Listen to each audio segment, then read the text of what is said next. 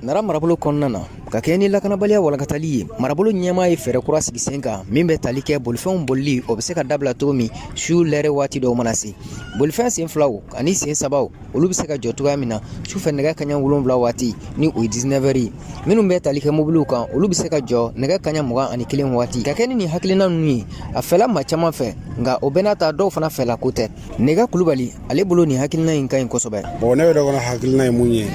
i y'a faamu bala vraiment a ɲana yɛrɛ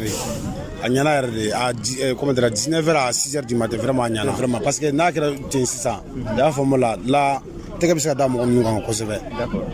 O ye ne ka jate ye. Amadi Buware ale ye sifinnaka ye ale y'a jira k'a fɔ ni sifinnakaw ni ala sɔnna ma olu bɛ u dɛmɛ a bɔliyali la. Nin ye décision mun ta nin ye gouverneur ye décision mun ta ɲana yɛrɛ wallahi